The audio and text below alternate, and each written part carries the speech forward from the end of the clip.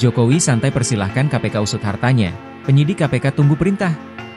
Komisi Pemberantasan Korupsi, KPK, angkat bicara soal ramainya desakan untuk memeriksa Presiden ke-7 RI Joko Widodo, Jokowi. Adapun desakan kepada KPK untuk memeriksa Jokowi diantaranya imbas sosok Presiden 2 periode itu yang masuk sebagai nominasi pemimpin dunia terkorup versi Organized Crime and Corruption Reporting Project, OCR.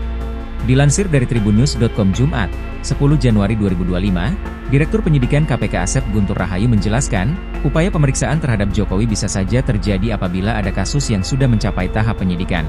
Untuk saat ini, lanjut Asep, belum ada perkara yang diduga melibatkan Jokowi yang sampai di tahap itu. Bahkan, di tahap penyelidikan juga belum.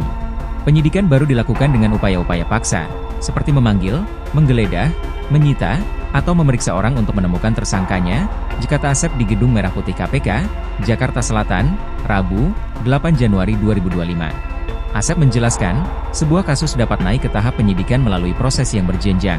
Dimulai dari laporan masyarakat dan hasil audit dari BPK atau BPKP, laporan tersebut ditelaah terlebih dahulu oleh Direktorat Pelayanan Laporan Pengaduan Masyarakat, PLPM, KPK. Selanjutnya, jika ditemukan indikasi peristiwa tindak pidana korupsi, kasus akan naik ke tahap penyelidikan. Kemudian, melalui pengumpulan 2 alat bukti yang cukup, kasus dapat dilanjutkan ke tahap penyidikan berdasarkan keputusan rapat gelar perkara atau ekspose. Terkait hal itu, Jokowi mengaku mempersilahkan.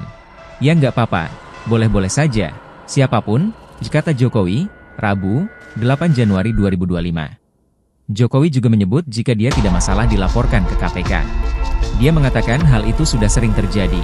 Kalau dilaporkan ke KPK tidak masalah. Ia dilaporkan ke KPK nggak sekali 2 kali. Hihihi, ungkapnya. Dia juga mengaku akan mengizinkan jika KPK mengecek hartanya. Ya kalau dicek, ya dicek aja. Dicek aja kok, pungkasnya.